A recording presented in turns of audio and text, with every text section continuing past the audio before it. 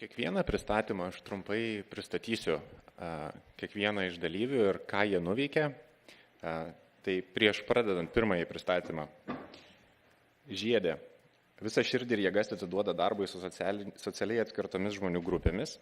Į Lietuvą jį grįžo iš Jungtinės karalystės, kur Aberdeen universitete įgijo literatūros pasaulinėme kontekste bakalauro laipsnį, o po to Londono Sičio universitete baigė žmogaus teisės magistrės laipsnį. Tuo tarpu Paulius, Žiedės kolega, yra grįžęs iš Nyderlandų, kur Leideno universitete baigė viešosios tarptautinės teisės magistrą. Dirbdami Teisingumo ministerijoje, Žiedė su Pauliumi pasiūlė įvairių priemonių kalinių resocializacijai gerinti tam, kad sumažėtų kartojamų nusikaltimų skaičius.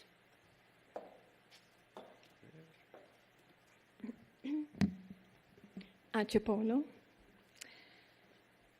Kurioje ES valstybėje yra daugiausiai nuteistųjų? Atsakymas yra Lietuvoje. Kodėl?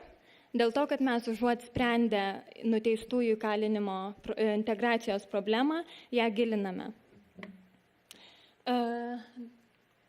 Dabar pati didžiausia problema, didžiausia nesėkmė, dėl ko mes turime tiek nuteistųjų, yra jų neišsilavinimas. O nuteistųjų mes šiandien turime per visą Lietuvą virš 8 000, tai yra apie 8500. Ir kaip matome, 2013 metų statistikos duomenimis, tik tai 359 šiai dienai siekia vidurinio išsilavinimo, 512 siekia profesinio ir tik tai 4 iš virš 8 000 siekia aukštojo išsilavinimo. Dabar ši problema didelė dėl to, kad, aišku, išsilavinimas yra mokamas, o į kalėjimą žmogus patenka tikrai ne iš gero gyvenimo. Patenka, jau ateina iš žiaurios visuomenės, kuris stokoja moralinio vystymo ir iš tikrųjų ne tik pinigai tampa problema, nes jis negali sumokėti už aukštą išsilavinimą, bet problema tampa ir socialinė kalėjimo aplinka. Šiai dienai mes turime labai svarbų kitą aspektą. Bendravimą tarp institucijų kalinimo įstaigų darbuotojų ir nuteistųjų. Ta problema yra tokia, jog vyrauja labai daug ignoravimo ir žeminimo nuteistųjų atžvilgių. Pati lankiausi daug kur ir pati pastebėjau labai tokių žiaurokų dalykų, sakyčiau, ir net negalėjau pati patikėti. Tai už tai ir sprendžiama, už tai ir galime pasakyti, kad ne pinigai lemia, bet tiesiog kartais žmogui trūksta skatinimo ir motyvacijos. Tačiau žemas išsilavinimas nereiškia, kad žmogus yra blogas.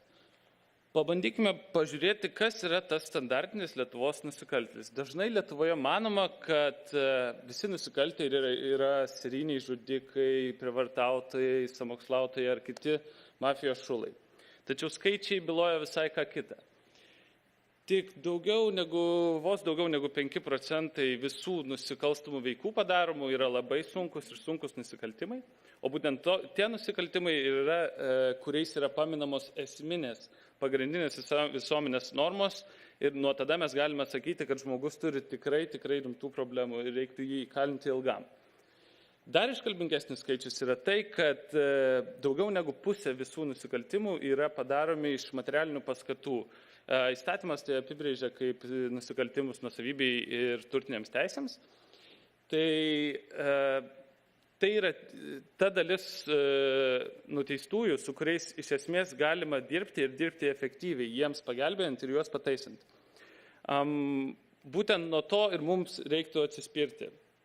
Dalis, ypač vaikų išeinančių iš vaikų namų, padaro labiau klaidą negu nusikaltimą. Mums reiktų nuo to ir pradėti. Taigi, kur mes patalpiname nusikaltėlius, kai nusprendžiame, kad juos reikia izoliuoti? Šiuo metu Lietuvoje vis dar egzistuoja bendrabutinė kalinimo sistema. Tai reiškia, kad viename kambaryje gyvena nuo 4 iki 12 nuteistųjų. Vienam žmogui vidutiniškai tenka 2-5 kvadratiniai metrai priklausant nuo kambario, o pagal ES standartus 3,5 kvadratinio metro ir mažiau jau yra laikoma kankinimo sąlygomis. Tačiau šiame kontekste būtų verta pažiūrėti į šios kvadratinius metrus ne tik į vietą, kur žmogus gali susidėti savo daiktus, knygas ar panašiai. Tai yra būtent ta vieta, kurioje pažeistas, suklydęs žmogus praleis didžiąją laiko dalį, jam skirto laiko dalį, kur jisai turėtų taisytis.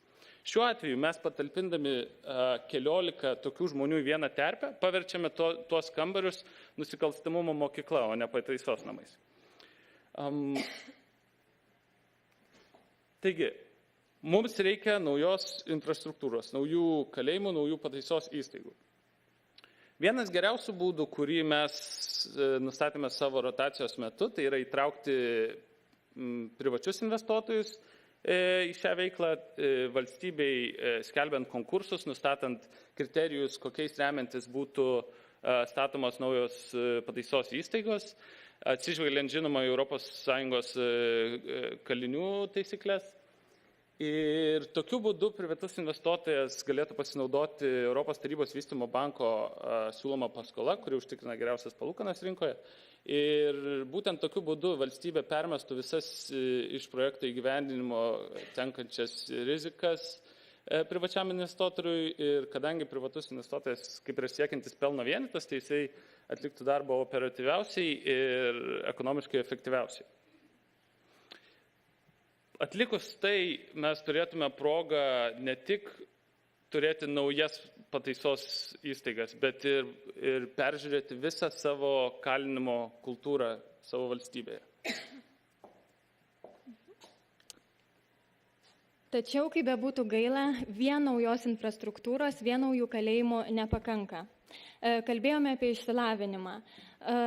Būtų labai smagu, aišku, sukurti, paruošti projektą nacionaliniu mastu, filantropų paremtą, kalėjimuose įsteigti universitetus, kaip tarkim daro kitos šalys, šiuo atveju seniausias, griežčiausias San Quentino kalėjimas Kalifornijoje. Tačiau Lietuvoje šiuo metu tai nėra įmanoma, mes neturime tam lėšų ir neturime laiko. Nes, kaip daugelis iš jūsų žinot, gal ir ne, pasakysiu, šiai dienai turėtų stovėti nauji kalėjimai, dėja jie nestovi, jų nėra, datos, kada jie stovės, pasislinko dar labai ilgų mastų. Taigi galvoja, ką daryti greitai ir kaip pradėti integruoti į aukštą išsilavinimą nuteistuosius, mes pasižiūrėjome, ką daro kitos šalis. Ir radome labai įdomų dalyką, tai yra filosofija. Filosofijos paskaitos, seminarai kalėjimuose. Dabar kodėl filosofija? Kas čia per naujovė, ar ne? Pirmiausia, tai paprastai nuteisiam, uždarom į kalėjimą, kuriame kiekvieną dieną, kiekvieną akimirką, kiekvienas tenai esantis ir kitas kalinys, ir darbuotojas, ir kalėjimo sienos nuteistajam pasakoja ir aiškina, kad tu kaltas, tu padarai blogai, tu nelabai turi daugiau galimybių pasitaisyti, giminaičiai atėję aplankyti taip pat grumuoja pirštu, tu mum gėdą užtraukiai, tačiau niekas nekalba apie reabilitaciją. Šiuo atveju ką daro filosofijos profesoriai kalėjimuose. Jie kalba apie kaltę, kaip kaltę apskritai. Kas yra kaltė? Kada žmogų ištinka kaltė? Nuo ko priklauso moraliniai veiksmai, nuo kokių emocijų, ypatingai kaip pyktis siejasi su moraliniais veiksmais. Taip pat kaliniai studijuoja tokius didžius vardus kaip Platonas, Aristotelis, Tomas Hobbesas, Akvinietis ir kiti. Taip pat, kas dar yra labai gražu, kad daugelis vyrų, kurie yra nuteisti, jie nemoka rašyti, nemoka skaičiuoti. Tačiau ši galimybė yra labai didelė, nes šiuo atveju jie gali tiesiog kalbėti, diskutuoti, suprasti, rasti bendraminčių ir įsigilinti į save ir savo padarytas klaidas, kas juos privedė iki tam tikro nusikaltimo ir kaip iš to galima išbristi. Alanas Smithas yra filosofijos profesorius Anglijos kalėjime. Jisai dėstė filosofiją ir literatūrą 14 metų. 2013 metais jisai atsistatydino, matyt 14 metų jau buvo šis tas. Ir labai įdomus dalykas, jam pabaigus dėstyti, jo studentai nuteistieji pasakė, jog ne pakavimo fabrikai, ne įvairiausi ten sandėlių darbai, kuriuos mus siunčia, bet būtent filosofijos paskaitos buvo tai, kas mus integravo, reabilitavo ir paruošė gyvenimui. Ir Alanas Smithas įkvėpė labai daug Labai daug nuteistųjų po bausmės atlikimo toliau tęsti mokslus, įgyti profesiją, specialybę. Ir štai 3 labai įdomus tokie greiti faktai. Tarkim, vienas po bausmės atlikimo apsigynė laipsnį London School of Economics universitete, kitas įkūrė savo baldų įmonę, trečias tapo asmeniškai mano pačios labai mėgiamų nacionalinių Britanijos dienraščių The Guardian žurnalistų, kuris, tarp kitko, dabar gilinasi į kalinių problemas, renka statistiką ir panašiai. Toliau Ceslavičius, jis yra mūsų Pravieniškių pataisos namų direktorius ir jis yra pasakęs, jog per jo patirtį tie kaliniai, kurie siekia aukšto išsilavinimo atlikdami bausmę, jie niekada daugiau nebegrįžo į kalėjimą. Ir čia yra ne tik nuomonė. Tiek Amerikos, tiek Anglijos tyrimai rodo, jog aukštojo išsilavinimo programa, integravimo programa nuteistiesiems yra vienintelė, kuri yra netgi 100% efektyvi. Vadinasi, visos kitos yra gerai, tačiau išsilavinimas aukštasis duoda viską, ko iš tikrųjų reikia reabilitacijai. Čia, taigi Lietuva. Kodėl nuteistuosius reikia reabilituoti, o ne izoliuoti? Iš tikrųjų, net mūsų Lukiškių kalėjimas buvo taip suprojektuotas ir pastatytas būtent izoliacijai. Tikslas buvo išgąsdinti kalinį, kad tu bijok, tu padarai blogai, viskas, nėra šansų grįžti.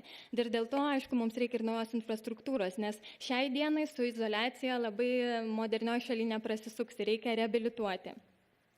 Ir dar, aišku, labai svarbus sociologinis, psichologinis dalykas, jog į visuomenę žiaurumą kalinys visada atsako ir atsakys tuo pačiu.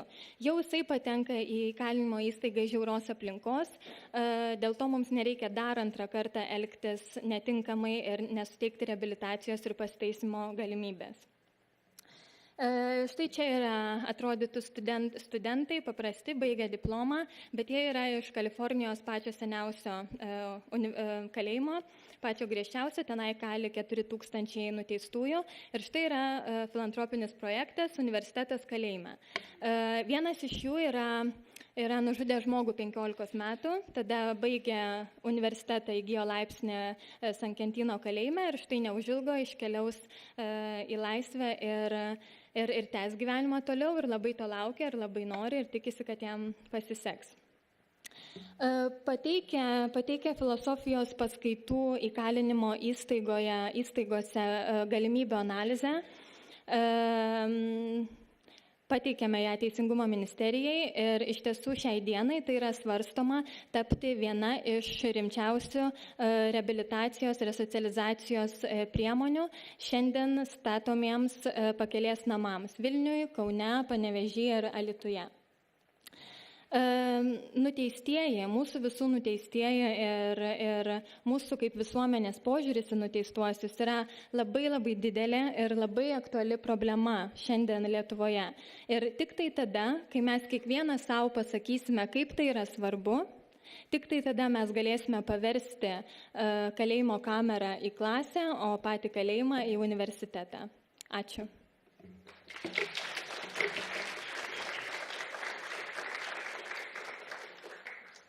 Dabar galimybė užduoti keletą klausimų projekto įgyvendinimui.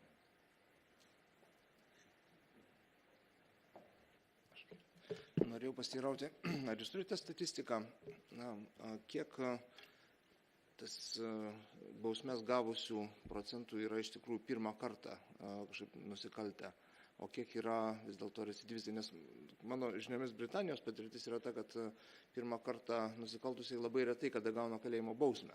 Kitaip tariant, kalbėti apie tai, kad yra per klaidą, dėl klaidos, ten jauni žmonės patekę, galima tik tokiais atvejais, kai yra žmogžudystė ar kažkas panašaus, kad ta prasme dauguma bausmę atliekančių yra jau žmonės atlikę ne vieną nusikaltimą, kitaip tariant, tai nėra tokio naivaus suklydusio jaunimo, kuris tikrai ir laukia progos pasitaisyti situaciją. O kaip Lietuvoje, pavyzdžiui, statistika? Jaunimą, tai užsiminiau, jaunimas yra žinoma nedidžioji to dalis, bet jūs teisingai sakote, reali laisvės atėmimo bausmė dažniausiai skiriama pirmą kartą atlikus, tik už sunkius ir labai sunkius, bet ką viena iš skaidrių aš norėjau parodyti, kad visų veikų skaičiai, nusikaltimai dėl materialinių iniciatyvų ir poreikių yra tie, kurie sudaro didžiąją dalį. Tai kaip ir jūs teisingai paminėjot, vieną kartą padarius tą veiką retai kas yra siunčiamas į įstaigą, bet aš norėjau tiesiog parodyti, kad tai, kad jisai atliko tą nusikaltimą, kad ir vieną kartą vagystę iš buto ar iš mašinos 3 kartus, tai nepadaro žmogaus blogų žmogumi ir jį vis tiek verta jį dėti pastangas ir yra daug galimybių jį pataisyti, nes tai yra pakankamai maža problema materialiniai poreikiai.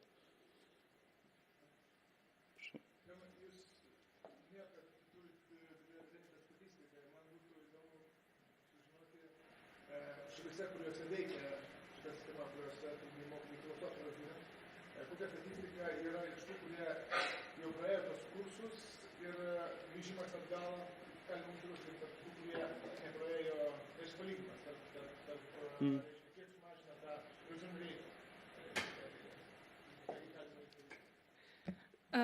Statistika tokia, kad tie, kurie yra praėję filosofijos mokslus ir ne tik filosofijos, tiesiog tai aš turiu gal aukštą išsilavinimą, nei vienas dar nėra grįžęs atgal. Tai ir Amerikoje, ir Anglijoje nei vienas nėra grįžęs.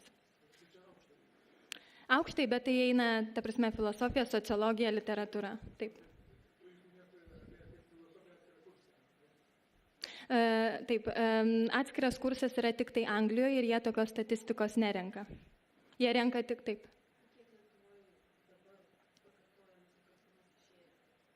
Išėjo pakartoja apie 60%. Tai yra labai daug. Iš tikrųjų, kaip tokiai šaliai, turint virš 8,000, tai...